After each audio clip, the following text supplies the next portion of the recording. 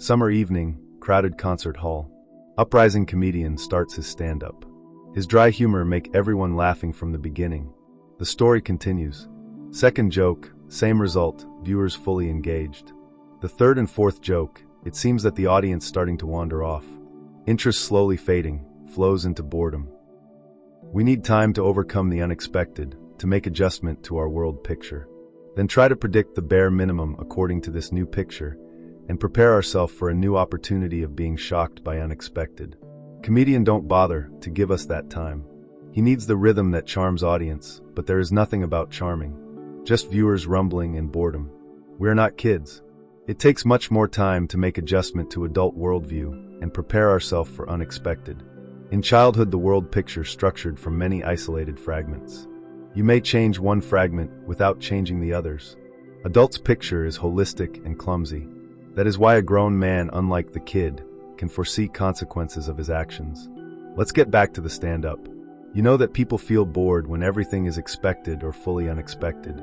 The problem of non-engagement can be solved by providing a comfy rhythm of changing expected into unexpected, while expected part used as an active break time. I noticed that jokes don't feel as funny as they could be if there is no pause after.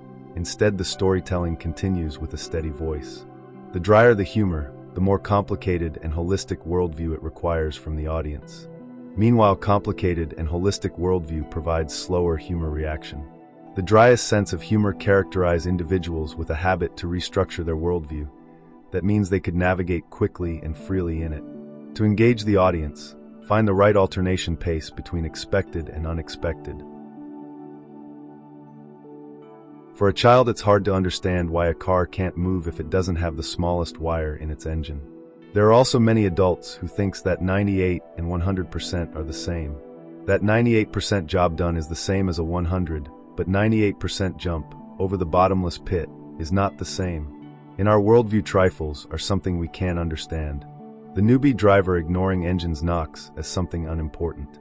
Same as a beginner fisherman decided to put out to sea even there are uprising clouds on the horizon. Experienced fishermen will stay on the shore. Your attitude for the trifles shows level of expertise in specific areas of life. Once upon a time, there were two friends working on a farm. Suddenly, one of them poked something solid with the shovel. That was a golden bar. He threw it away like it was nothing, and they continued to work. Same friends were resting in the shadow of a tree when the chariot of the landlord passed by them. One of them stood up, watching the passing chariot. The second one moved away from his former friend, saying, "We are not friends anymore. We don't know who threw the golden bar away, but it doesn't matter, both of them could." In their worldview, gold had no value by itself. It's just a tool to achieve something. Gold only has a value for the masses, and this fellas didn't consider themselves as a crowd. Watch where the crowd goes and walk the opposite. Otherwise you will achieve the same. However, there was a difference in their worldview of fame and recognition. They both stumbled into unexpected. One of them couldn't imagine that their friendship will fall apart because of his interest in a landlord's chariot. The other one couldn't imagine that his friend will show this kind of interest. They both had a relevant worldview about each other. That was a small thing for one of them, but a big red flag for another one. And what is the point of that behavior? Why should their friendship fall apart? The one who initiated the break drew such parallels. Today my friend was watching the passing chariot.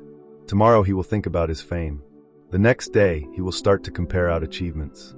Later he won't be happy about my success, maybe even enjoy my failures. In the end he will contribute to this failures and become my enemy. So it's better to end the friendship right away. Tall man who keep his distance from a short one, make the second less offended in comparison with standing right in front of him. To make a friend at a right moment as important as to lose one just in time. No need of stagnation if you have different paths. Stay tuned. Next time it will be even more useful advices and strategies. Don't forget to subscribe and press the like button.